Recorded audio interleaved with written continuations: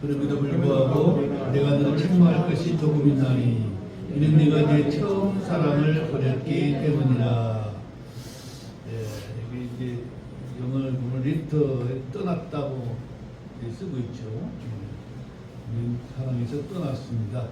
성경은 교리와 책망과 바로 잡음과 의로 교육하기 유익한 책이라. 디모데후서 3장 16절에 말씀하시죠. 주님은 에베소 교회가 인내하고 수고하는 교회, 주의 이름을 위해 일하는 교회였음에도 불구하고 책망할 것은 분명히 책망하고 계심을 알아야 됩니다. 우리 사람들의 속성은 이것은 잘했으니까 이게 잘못했더라도 이 잘한 걸 봐서 이것도 용서해 주시겠지 라고 생각하는 사람들이 대단히 많습니다. 그러나 진리의 말씀은 그렇지 않습니다. 책망받을 것은 반드시 책망받고 칭찬받을 것은 반드시 칭찬을 받게 되는 것이죠. 10가지 잘했으니까 한 가지 잘못한 것은 넘어가겠지. 이거는 사람의 생각입니다. 첫사랑을 잃어버린 것이다. 첫사랑을 잊어버린 것이 아니라 첫사랑이 식어버린 것도 아닙니다. 에베소 교회는 첫사랑을 버렸고 떠났습니다. 그것이 주님께서 책망하신 이유가 되는 것이죠. 주님은 결코 첫사랑을 버리지 아니하십니다. 자, 구약성경 예레미야서 2장 2절을 보겠습니다. 구약성경 예레미야서 2장 2절. 우리가 연관된 성경 구절을 보면서 기록하고 있는 말씀을 정확하게 이해하기 위해서 우리는 성경을 많이 찾아보겠습니다. 예레미야서 2장 2절 같이 읽겠습니다. 가서 예루살렘에 귀에 외쳐 이르기를 주께서 이같이 말씀하시느니라. 내가 너를 기억하되 내가 씨 뿌리지 않은 땅 곧 광야에서 너를 따랐을 때 보여준 내 젊은 시절의 친절과 내 정원할 때의 사랑을 기억하노라. 하나님은 첫사랑을 기억하고 계십니다. 주님은 이스라엘을 사랑하셨습니다. 그러나 이스라엘은 주님을 떠났고 버렸으며 다른 신들을 따라가며 음행을 저질렀습니다. 에베소 교회 역시 무슨 일인지 첫사랑을 떠났습니다. 세상에 이런 모순과 역설이 없습니다. 누가 누구에게 버림을 받고 누가 누구를 떠났는지 보십시오. 신데렐라에게 버림받은 왕자가 상상이 됩니까? 주님의 사랑을 버리고 떠난 교회, 이것이 현실입니다. 하나님보다 만물, 즉 재물을 더 사랑한다. 마태복음 6장 24절에 말씀하시죠. 하나님의 사랑이 보다 쾌락들을 더 사랑한다. 디모데후서 2장 4절에 그렇게 기록하고 있습니다. 디모데후서 3장 2절에는 하나님보다 자기를 더 사랑한다. 또한 이제 요한복음 12장 43절에서는 하나님의 칭찬보다 사람들이 칭찬을 더 사랑하고 그랬습니다. 빛보다 어둠을 더 사랑하고 하나님보다 세상을 더 사랑하는 시대가 되었습니다. 이것이 지금 성경이 증언하고 우리가 보고 있는 현실인 것입니다. 5절 말씀 봅니다. 그러므로 내가 어디에서 떨어졌는지 기억하고 회개하며 처음 행위를 하라. 그리하지 아니하고 너희가 회개하지 아니하면 내가 속히 내게 가서 내 등잔대를 그것의 자리에서 옮기리라. 주님은 에베소 교회에게 네가 어디에서 떨어졌는지 기억하고 회개하라고 말씀하십니다. 에베소 교회는 사랑보다 일, 수고, 행위가 앞선 교회였습니다. 주님을 위해서 일하는 것 참 대단히 중요합니다. 그런데 그들은 악을 분별하고 거짓을 시험하며 용납하지 않았고 주님을 위해 일했고 기꺼이 고난을 받은 교회입니다. 그럼에도 사랑을 버리고 사랑을 떠난 일을 한 그들에게 다시 처음 사랑을 가지도록 말씀하고 있습니다.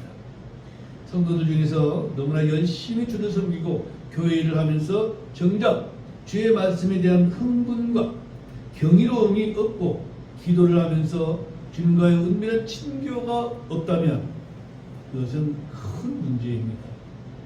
예배가 너무나 짧게 느껴지고 성경 공부가 기다려지는 그런 체험이 옛날 옛적의 추억이요. 기억 저편에 있다면 이 시간 회개해야 합니다. 이제는 성경을 펴서 누구와의 논쟁을 펼치고 싸울 수도 있고 좀 더 공부를 하기 위해 노력하지만 주님과의 만남에는 흥분과 설렘이 없다면 여러분은 지금 처음 사랑을 떠난 것이라고 봐야 합니다.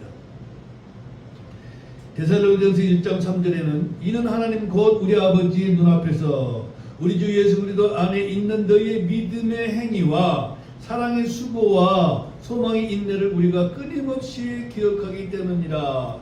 사도 바울은 데살로니가 성도들에게 참으로 그들이 어떻게 살고 있는가를 얘기해 주고 있죠.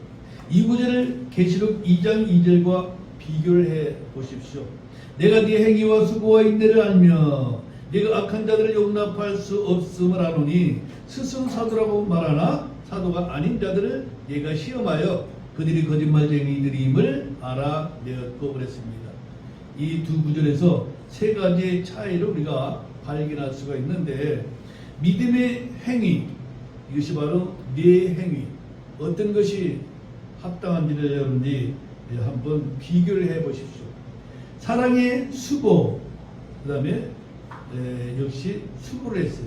수고를 하되 사랑이 아닌 수고를 하지는 않았는가? 소망의 인내인가 아니면 그냥 참아낸 인내인가? 외적인 행위인가 아니면 그저 주어진 것의 수고인가? 인내는 같은데 내적인 믿음, 사랑, 소망이 없다는 것입니다. 에베소 교회는 믿음, 사랑, 소망이 없이 부지런히 일했고 주님은 이것을 책망하시며 회개를 요구하고 계십니다. 성도들 간에는 참 열심을 다해서 봉사하고 헌신한 사람들이 있습니다. 그런데 그 가운데 믿음으로 하지 않는다든가 사랑으로 하지 않는다든가 소망 없이 한다는 것, 이것은 육신의 행위에 지나지 않고 하나님과 전혀 상관이 없는, 믿음과 상관이 없는 열심이라고 볼 수밖에 없습니다. 자, 5절에 내가 회개하지 아니하면 내가 속히 내게 가서 내 등잔대를 그것 자리에서 옮기리라 말씀하시는데, 등잔대는 교회라고 말했죠, 그죠? 교회를 옮겨버리신다고 말씀하고 있습니다. 역사적으로 보면 이 교회는 회개하지 아니하였고 그의 등잔대는 옮겨져 버렸습니다. 에베소 교회가 있던 자리는 현재 무슬림 회개자들의 지배하고 있는 것이 되고 말았던 것입니다. 그래서 우리가 회개하는 게 얼마나 중요한가, 초심을 잃지 않는 게 얼마나 중요한가, 이것은 모든 일에서 동일합니다. 자, 6절 말씀 보겠습니다. 6절, 그러나 내게 이것이 있으니 그것은 곧 내가 니골라 당 행위를 미워하는 것이라. 나도 그것을 미워하노라 그랬습니다. 에베소 교회는 니골라 당의 행위를 미워하는 교회였는데 주님 역시 그것을 미워하고 계십니다. 내가 그것을 미워하노라. 주님은 모든 성도들이 서로 형제여 지체임을 분명히 말씀하셨음에도 불구하고 교회 내에는 구약의 유대 교회와 당시 이교도들의 성직자 계급 체계가 이제 침투했다는 것입니다. 니골라당이라는 제사장 체계를 말합니다. 성직자 체계, 종교 체계를 말하고 있죠. 신약교회가 구약의 율법을 따라 대제사장, 레위 지파의 제사장 체제를 따르는 것을 성경적이라고 가르친다면 이는 거짓교리인 것입니다. 오늘날 개신교회들이 목사들 성직자로, 성도들을 평신도로 나누어 평신도들의 성직자인 목사의 영역에 접근하거나 도전하는 것을 크나큰 죄를 범하는 것으로 여기는 것이 곧 니골라 당의 행위라는 것입니다. 오늘날도 예배당을 성전이라 하며 설교하는 강단을 지성소로 여기며 목사나 부목사 등 설교하는 사람을 성직자로 여기고 평신도나 어린이는 설교단에 오르지 못하게 하는 것들이 곧 니골라당의 교리라 말할 수가 있습니다. 여러분들이 체험하신 분들도 있겠지만은 이 영역은 성직자의 영역이에요. 제사장의 영역이라 이렇게 얘기를 하고 있습니다. 그래서 평생도는 여기에 올라와서도 안 되고 이 성물을 뭐 만져서도 안 됩니다. 예, 뭐 이제 역시 주의 만찬을 할 때도 마찬가지인데 예수님의 피를 상징하는 그 잔을 뭐 쏟는다든가 밟았다든가 흘렸다든가 뭐 대단히 큰 죄를 짓는 것 같이 난리치는 사람들도 있죠, 그죠? 예. 근데 이 성전을 이 교회 예배당을 성전이라고 하면은 여기는 성소, 여기는 지성소입니다. 이 제사장만 지성소에 올라올 수 있기 때문에 1년 평신도가 올라오면 이제 난리가 나는 것입니다. 청소도 이제 이 권사 직분을 맡은 사람이나 그 전도사나 이런 사람들만 다른 데는 다 청소해도 아무나 청소해도 되는데 이런 데는 요 강대상 교회는 이 평신도가 올라오면 안 되기 때문에 청소도 못하게 하죠. 이 바로 그 우리 교회 이 기독교계도 니골라당의 행위를 따라서 하고 있는 것이 되는 것이에요. 이건 절대 성전이 아닙니다. 뭐 교회 큰 교회 가면 이 성전이라고 그러죠, 그죠? 네, 이것은 우리와 상관이 없는 명칭이라고 봐야 될 것입니다. 자, 아무튼간에 구약의 율법 체계는 신약의 교회에 적용되지 않습니다. 여러분들이 그것을 잊어서는 안 되겠죠. 자, 마태복음 20장으로 가보겠습니다. 마태복음 20장 25절부터 27절까지. 네, 마태복음 20장 25절로 27절까지 찾으셨으면 같이 읽겠습니다.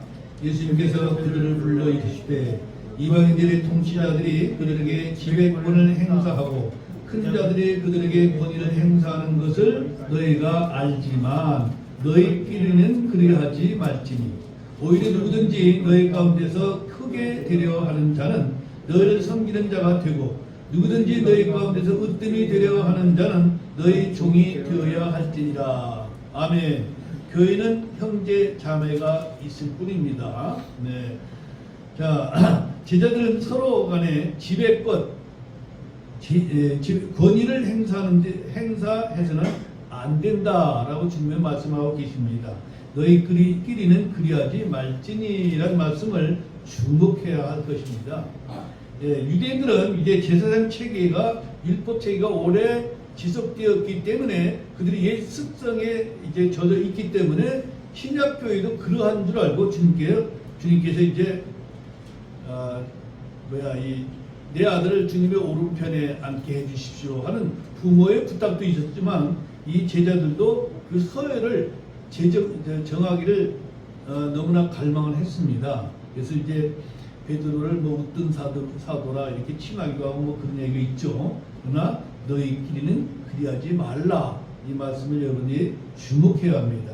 주님께서 어떤 사람을 사도나 목자, 복음 전도자, 교사, 집사로 세우는 것은 성도들을 섬기고 먹이고 세워주라는 것이지 그들을 지배하라는 것이 아닙니다.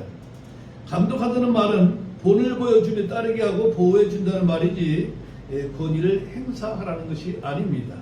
그러나 지금 장로교회나 다른 교회에 보면은 부교육자나 전도사들은 목사의 종 이상으로 부리는 사람들도 있고 또한 그런 처지에서도 자기가 마땅히 그렇게 해야 하는 줄로 알고 복종한 사람도 있습니다. 물론 주님은 서로 섬기라, 서로 존경하라, 서로 남을 나보다 낮게 여기라 라는 말씀은 있습니다. 그러나 종이 되어서도 안 되고 종처럼 부려서도 안 되는 것이죠. 자, 그 뒤에 마태복음 23장 8절 9절 더 봅시다. 마태복음 23장 8절 9절. 그러나 너희는 랍비라 부르지 말라. 너희 선생은 한 분 곧 그리스도며 너희는 다 형제니라. 땅에 있는 어떤 자도 너희 아버지라 부르지 말라. 너희 아버지는 한 분 곧 하늘에 계신 분이시니라 그랬습니다. 이 땅에는 랍비라 부르는 종교, 유대교가 있고 아버지라 부르게 하는 종교, 카톨릭이 있습니다. 카톨릭에서는 신부라고 그러죠, 그죠? 신부. 자, 이 둘은 우리 주님께서 금하신 종교라는 사실입니다. 니골라, 니코와 라오스라는 두 단어의 합성어로 니코는 정복자요 지배자라는 뜻입니다. 라오스는 백성들, 서민이라는 뜻이죠. 여기서 나오는 여기서 오늘날 평민이 나왔습니다. 초대교회 때부터 이미 성직자 계급이 침투에 들어왔지만 에베소 교회는 그것을 미워했고 주님 역시 그것을 미워하신다, 그렇게 말씀하고 있습니다. 그러나 오늘 우리 모든 교회들을 보십시오. 교회가 천주교에서 캐톨릭에서 시작된 것이 그대로 개신교로 넘어와서 그대로 행하는 일들이 너무나 많습니다. 여러분들이 잘 아시는 거지만 세례, 특히 유아 세례 이런 거, 이건 전부 다 천주교에서 넘어온 것이지 주님께서 허락한 것이 아니라는 사실이죠. 우리는 모두가 형제요 서로가 지체입니다. 우리는 모두가 영적 제사장이요 그리스도의 군사들이며 청지기들입니다. 그래서 베드로전서 2장 5절에는 너희도 살아있는 돌들로서 영적 집으로 건축되고 예수 그리스도로 말미암아 하나님께서 받으실 만한 영적 희생물을 드리는 거룩한 제사장이 되었도다 그랬습니다. 목사만 그렇습니까? 모든 구원받은 성도들이 동일한 것입니다. 직분을 맡은 자만 제사장이 아닙니다. 모두가 제사장입니다. 자, 졸지 말고 베드로전서 2장 9절 봅시다.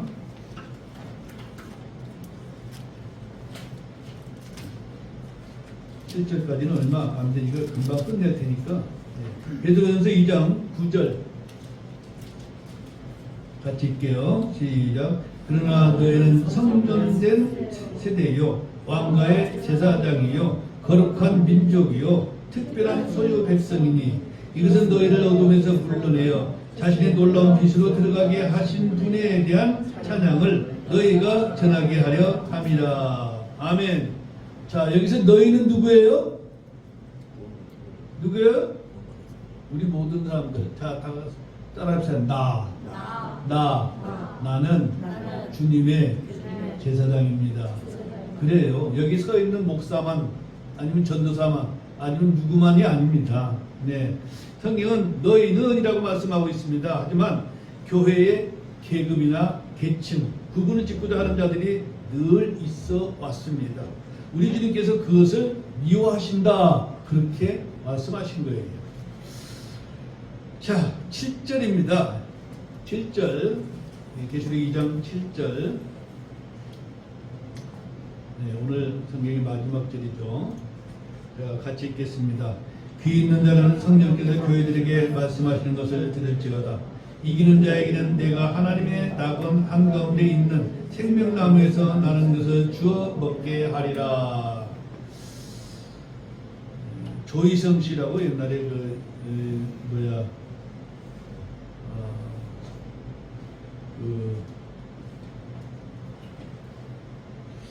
교회 이름이 승리교회였습니다. 그런데 지금 죽었어요. 감옥에 갇혀 있다가 죽었는데요. 자기를 이기는 자라고 해가지고 이단의 교주가 되었었습니다. 네. 근데 지금도 교회에서 이기는 자가 되어야 흰옷을 입는다 하면서 사람들에게 이상한 규칙을 만들어 놓고 성도들 괴롭히는 그런 교회가 있습니다. 근데 이기는 자가 누군가를 알아야 됩니다. 이 말씀은 이제 지금 우리에게 해당되는 것이 아니죠. 우리는, 저와 여러분들은 다 이미 이긴 자입니다. 주 예수님께서 친히 말씀하셨는데 본문에서는 성령께서 교회들에게 말씀하시는 것이라고 말씀하죠. 성령은 주이시며 하나님이십니다. 주님은 삼위일체 하나님이시기 때문에 하나님께서 또는 주 예수께서 또는 성령께서 이렇게 말씀을 하셔도 동일한 인물인 하나님입니다. 본문은 에베소 교회 천사에게 써서 에베소 교회에 보낸 편지인데 교회들에 말씀하시는 것이라고 함으로써 특정한 한 교회가 아닌 우리 모두가 드려야 할 책임을 분명히 말씀해 주고 있습니다. 그래서 우리가 성경 한 구절을 볼 때 문맥을 살펴야 됩니다. 위아래 문맥을 살펴서 이 단어는 모두에게 해당되는 것이다. 이 단어는 특별히 누구에만 해당되는 것이다. 이것을 분별할 수 있는 능력이 있어야 됩니다. 자, 이기는 자에게는 계시록에서 가장 중요한 말씀 중에 하나가 바로 믿는 자가 아니라 이기는 자입니다. 지금 우리 현 시대에서는 믿는 자예요. 그런데 환란에서는 이기는 자가 되어야 됩니다.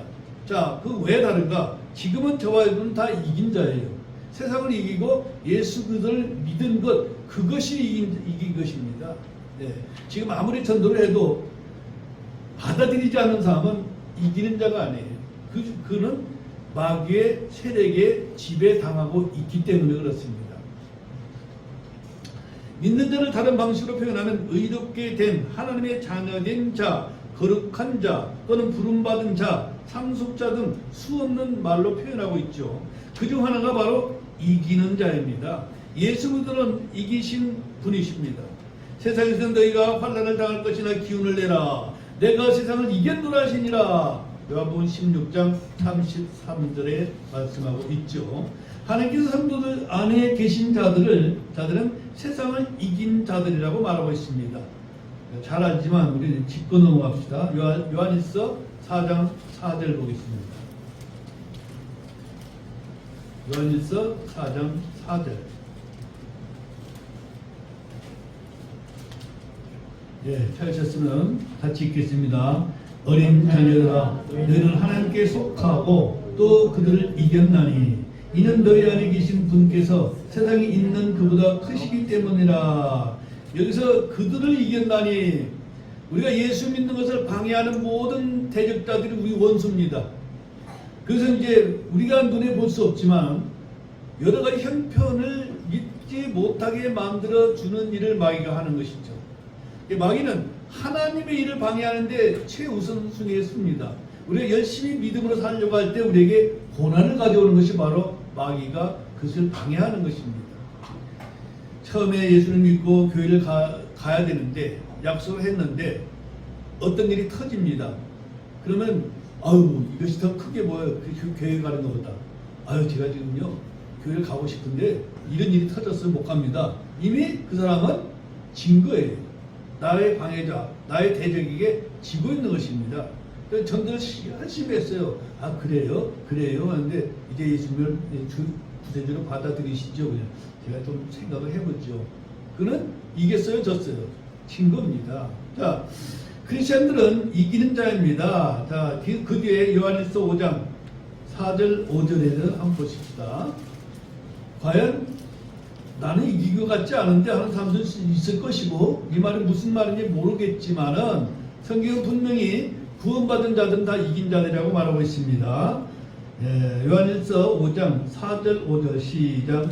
이는 무엇이든지 하나님께서 태어난 것은 세상을 이기기 때문이라. 세상을 이기는 승리는 이것이니 곧 우리의 믿음이니라. 예수님께서 하나님의 아들이심을 믿는 자가 아니면 세상을 이기는 자가 누구냐?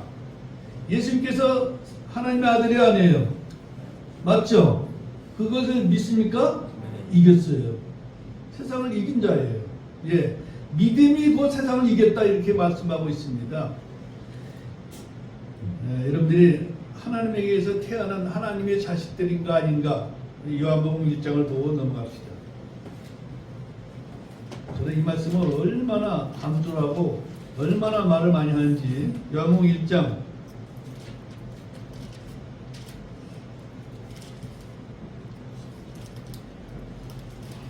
11절, 12절, 13절, 요한복음 1장 11절, 12절, 13절. 그분께서 자기 땅에 오셨어도 그분의 백성이 그분을 받아들이지 아니하였으나. 자, 그분이 오신 땅이 어디예요? 어디로 오셨어요? 네?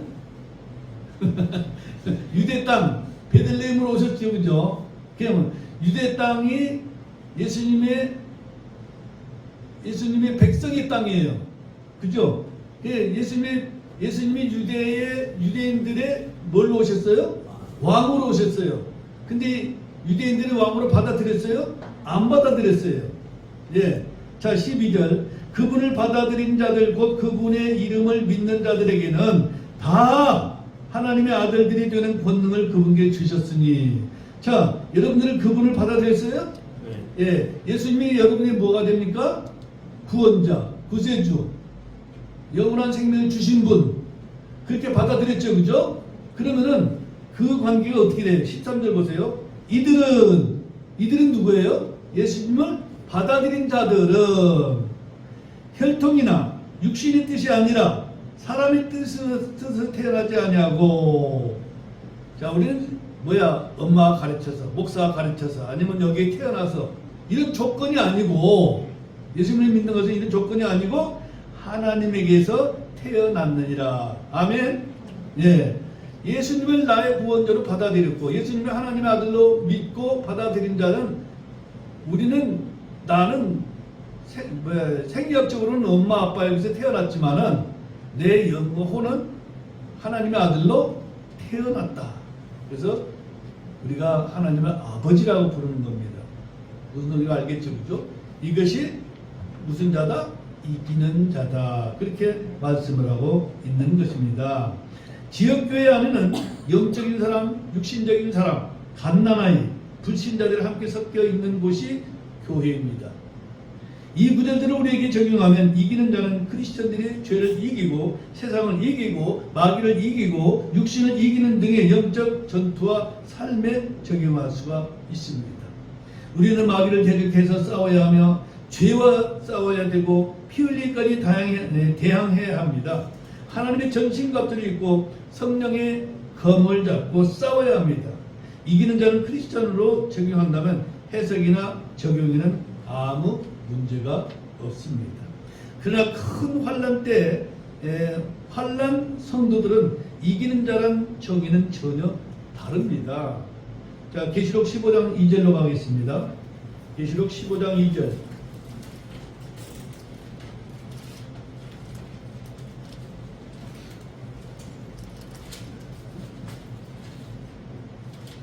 계시록 15장 2절 같이 읽겠습니다.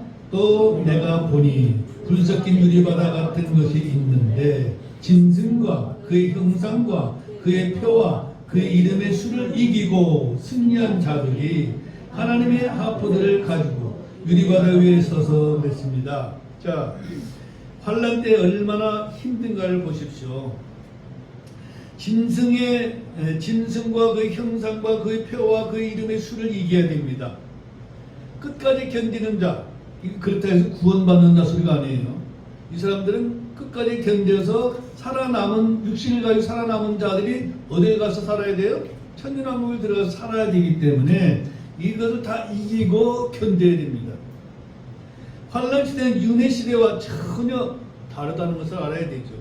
은혜 시대와 같이 복음을 믿고 세상을 이기는 자가 아니라 짐승과 그의 형상과 그의 표와 그의 이름의 수를 이기고 승리한 자들을 말하고 있습니다. 큰 환난 때 끝까지 견디는 자, 예수 그리스도의 믿음과 하나님의 계명을 지키는 자가 이기는 자인 것입니다. 큰 환난이 끝날 때까지 하나님의 명령들과 예수 그리스도의 증언을 지켜야 하는 것이죠. 그래서 죽기까지 신실하라 이렇게 말하고 있습니다. 이때 환난 성도들은 기본적으로 줄이고 헐벗고 도망가고 고문당하고 목이 잘립니다. 짐승의 이름, 수, 형상 따위에게 경배하지 않고 표를 받지 않아야 합니다. 큰 환난에서는 이런 자들을 이기는 자라고 말합니다. 주님은 이기는 자에게 놀라운 복을 주실 것을 약속하고 있습니다. 근데 이런 것들 전부 다 현재 성도들에게 적용시키고 성도들에게 이걸 이대로 행하라 하면은 과연 이길 자가 있겠습니까? 저는 처음에 이런 말을 듣고 환난 전에 죽으면 얼마나 좋을까 이런 소망을 많이 가졌었습니다. 그리고 지금도 일반 성도들이 이제 환난을 통과해야 된다고 가르치는 교회에서는 공포에 휩쓸리는 사람이 많고 환난 오기 전에 내가 죽었으면 좋겠다 이렇게 소원하는 사람들이 대단히 많아요. 실제 그렇습니다. 자, 이제 마지막으로 이기는 자들에게 약속하신 걸 좀 살펴보고 끝내도록 하겠습니다. 2장 7절 보시면은 이기는 자는 생명나무 실과를 먹습니다. 우리는 생명나무 실과를 먹을 필요가 없어요.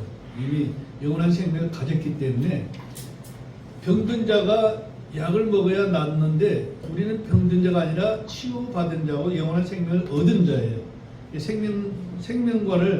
생명나무 가시를 먹여야 되는 것은 이것은 우리와는 상관이 없는 것이죠. 자, 2장 11절 보십시오.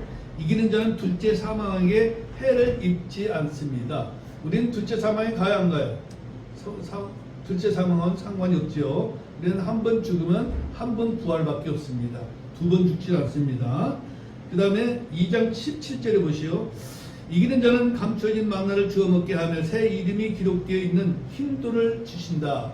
흰돌로 표시하신 예수님은 이미 우리 안에, 우리가 예수님 안에 있기 때문에 이것도 우리하고는 상관이 없는 것이죠. 계시록 2장 26절에 이기는 자는 민족들을 다스릴 권능을 주십니다. 우리는 이미 제사장이 되었고 왕들이 되었습니다.